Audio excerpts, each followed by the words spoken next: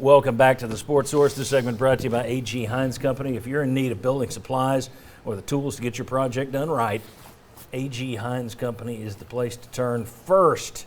That's because unlike the big chain stores, they're not having to split their product with sister stores somewhere off in Oxnard. It all stays here. And when you've been in business for 101 years, you've got all the suppliers in the world delivering to you. They've got everything you need for your project. Visit aghines.com to learn more. Call them, visit them down on Hines Street in downtown Knoxville. A.G. Hines Company. Okay, just some quick notes about culture at Tennessee. As I say, anytime you fire a coach, the talk always goes to, well, fixing the culture and correcting the culture, change the culture. I thought Henry To'o, forgive me, we got to occasionally throw something out that he said because I thought it was interesting. They asked him recently, why did you pick Alabama when you left? Why did you go to Alabama?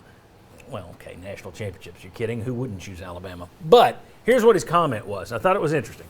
Obviously, when you come to Bama, you're going to be able to compete for championships. But for me, it was more about being developed, being around guys that have the same common goal as me, striving for excellence every single day.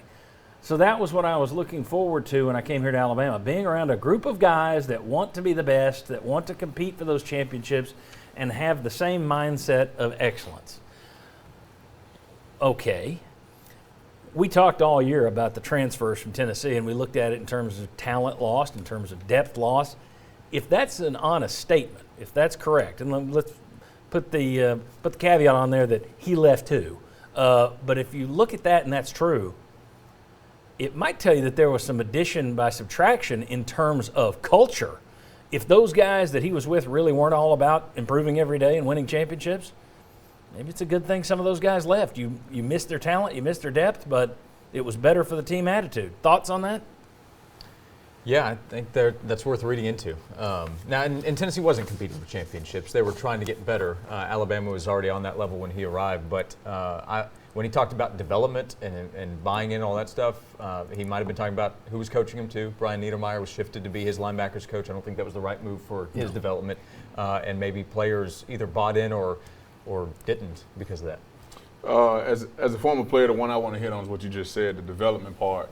If you look at this Tennessee group and what we had roster size, roster where we at right now, I think development was not our issue.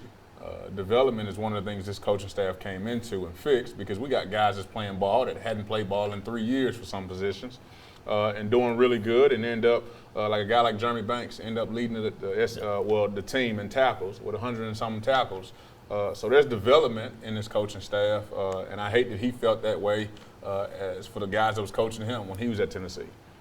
I read more into the culture thing. Do you guys or no? I think we did have problems with culture. I mean, you had guys that were, giving up, not playing. You had the Georgia State game when you obviously did not come out ready to play.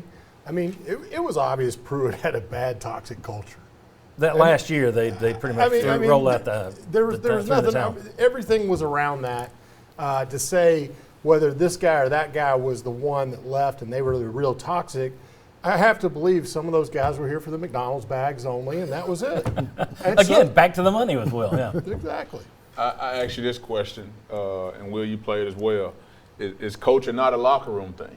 Is that a deal where when I stepped into a University of Tennessee locker room, there was a bunch of guys that came to me and said, hey, we do things this way. And so my question is, I was told not a part of fixing that culture. Yeah. I mean, that's true. I mean, that's absolutely true. He could say it's everybody else's fault, not my fault. Right. But you know what? That's a cheap way out. And, that's saying exactly what he is. He wasn't a great leader here either. So he's labeling himself something too. Agreed. Vince, let me ask you. I've seen a couple of people, because the Florida team, basically the entire team, quit last year before their bowl game, now everyone's looking for that. Alontae Taylor announced this week that he's not going to take part in the bowl.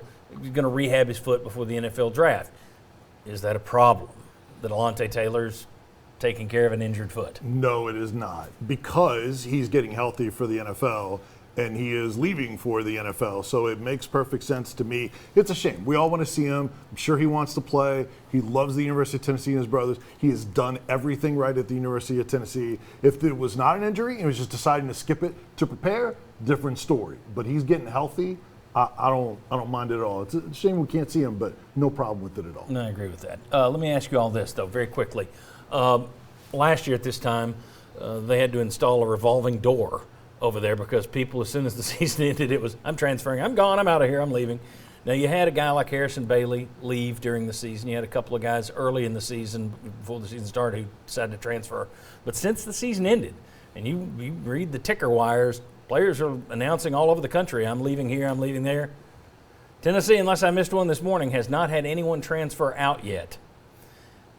Is that a good sign that the culture may be fixed at this point? And I don't want to say it's a permanent fix because it depends on who you bring in every year, but does that suggest to you that Heupel has done a good job on the culture front?